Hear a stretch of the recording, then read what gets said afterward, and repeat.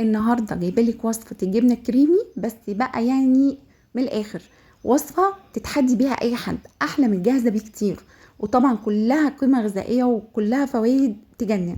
يلا بينا نسمي الله، ننزل في الكومنتات نصلي على الرسول عليه الصلاه والسلام. هتجيبي لتر لبن كامل الدسم، في الدول العربيه بيقولوا عليه حليب، يبقى حليب كامل الدسم. هنزل عليه باربع معالق كبار من الدقيق، ومعلقه صغيره من الملح، واربع معالق كبار من الخل، وكوبايه نصها زيت ونصها زبده. الزيت يكون نوع جيد جدا، ملوش ريحه وملوش طعم، والزبده يا سلام بقى لو بلدي. اي حاجه هتحطيها في الوصفه دي هتاخدي طعمها معاكي. بحط اربع خمس قطع جبنه مثلثات. لو عندك جبنه كريمي ممكن تاخدي من العلبه بقى اللي هتعمليها معلقتين كبار. حابه تحطي جبنه اللي هي مكعبات، مفيش مشكله خالص، اي نوع جبنه عندك. انت هتاخدي طعم الحاجه دي جوه الوصفه بتاعتك، يعني كل ما بتغذيها بحاجات طعمها كويس انت هتاخدي الطعم جوه الجبنه بتاعتك. بعد كده برفعها على النار مع التقليب المستمر.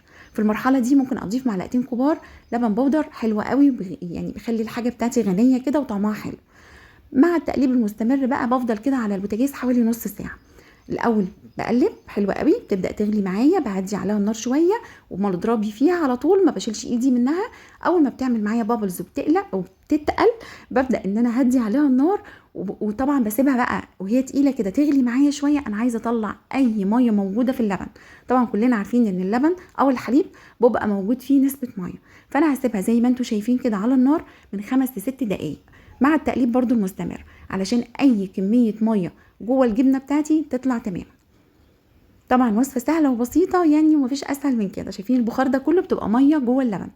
لو وصلت لغايه هنا ما تنسيش تنزلي في الكومنتات صلي على الرسول عليه افضل الصلاه والسلام، تاخدوا الاجر وانا اخده معاكم ان شاء الله. بعد كده هرفعها بقى من على النار، بيبقى قوامها خفيف بالشكل اللي انتوا شايفينه ده.